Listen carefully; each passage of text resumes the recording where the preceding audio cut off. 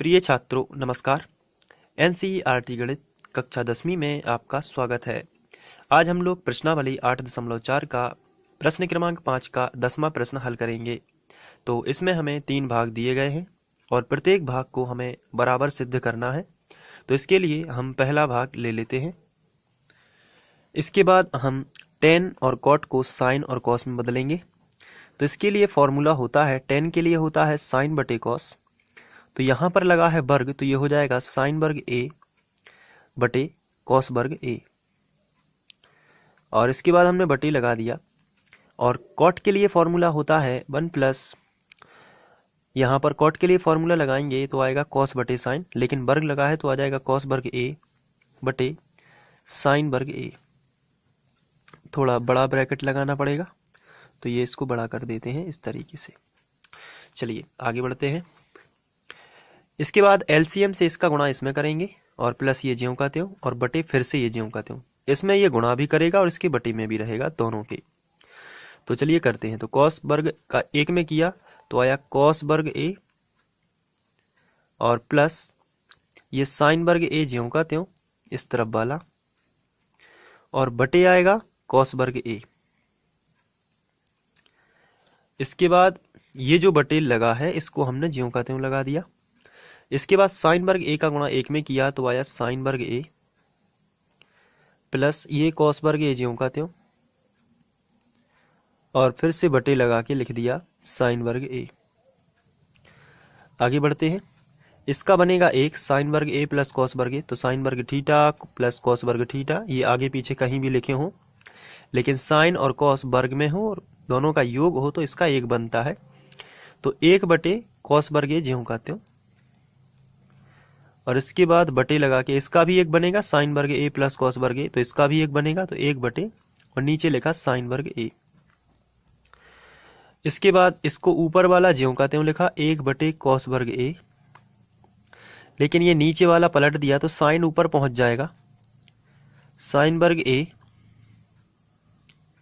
और बटे एक।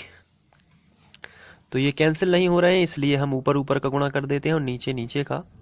तो साइन वर्ग ए का गुणा एक में होगा तो आएगा साइन वर्ग ए बटे कॉस वर्ग ए का गुणा एक में होगा तो आएगा कॉस वर्ग ए। तो साइन वर्ग ए बटे कॉस वर्ग ए आएगा टेन वर्ग ए, तो हमने बना दिया टेन वर्ग ए। ये इसको हम समीकरण 1 बना देते हैं अभी। अब हम इसका दूसरा पक्ष लेते हैं। तो यहाँ पर हम लिखेंगे दूसरा पक्ष लेने पर, तो हमने लिखा दूसरा पक्ष लेने पर। चलिए दूसरा पक्ष देख लेते हैं क्या दिया गया है। ये यहाँ पर दिया गया है 1 माइनस टेन ए बटे 1 प्लस कॉट ए का होल स्क्वायर। तो चलिए यही लिख लेते हैं। तो हमने लिखा। इसके बाद हम यहाँ पर भी वही करेंगे, फॉर्मूला लगाएंगे। तो चलिए लगाते हैं। तो 1 माइनस टेन का होता है साइन बटे कॉस बटे 1 माइनस कॉट का होता है कॉस बटे साइन। तो ये हमने लगा दिया और इसको थोड़ा बड़ा कर दिया और यहाँ पर वर्ग लगा ही है। अब एलसीएम ले लेते हैं। तो कॉस ए का गुणा एक में करेंगे तो यहाँ पर आता है। इसके बाद कॉस ए का गुणा एक में किया तो आया कॉस ए और फिर माइनस साइन ए, हमने इस तरीके से लिख लिया, और बटे आ जाएगा कॉस ए और बटे नीचे साइन ए का गुणा एक में किया तो आया sign A minus cos A ज्यों का त्यों, और बटे में आ गया साइन ए इस तरीके से, और इसका जो वर्ग है हमने इस तरीके से वर्ग ज्यों का त्यों लगा दिया। अब इसको पलट देते हैं नीचे वाले को। तो इसको यहाँ पर कर लेते हैं थोड़ा सा साइड से।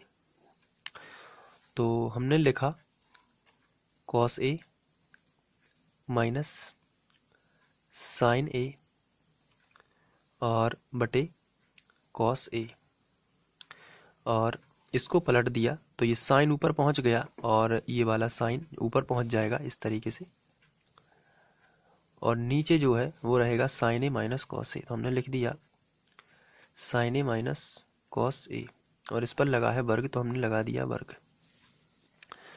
अब हमने साइन और कॉस एक साथ लिख लिया, साइन ए बटे कॉस ए, और गुणित इसको हमने इन दोनों को साथ में लिखा cos A minus sign A बटे sign A minus cos A,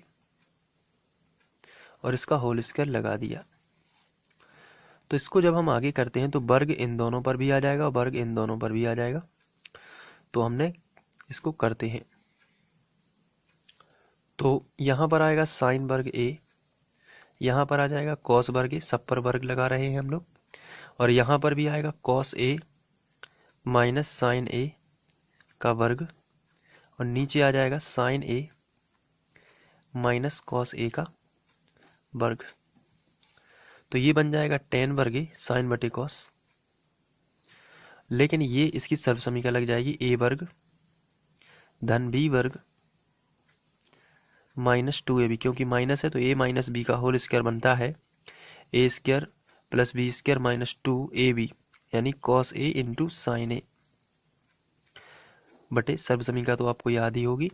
यहाँ पर भी वही सर्व समीकरण बनेगी माइनस वाली, तो a वर्ग प्लस बी वर्ग माइनस 2ab। तो यहाँ पर इन दोनों का तो बन जाएगा एक, और ये दोनों एक ही चीज़ है और ये दोनों भी एक ही चीज़ है। चूँकि गुणा में है तो साइन आगे पीछे कहीं भी हो वो गुणा में ही है, तो ये सब कैंसिल हो जाएगा पूरा।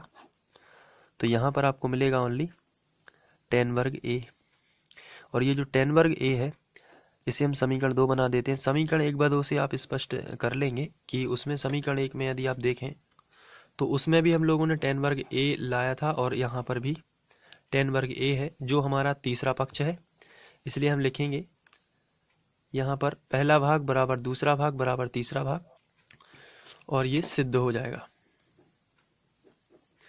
तो इस तरीके से आपको प्रूव कर लेना है। Thank you.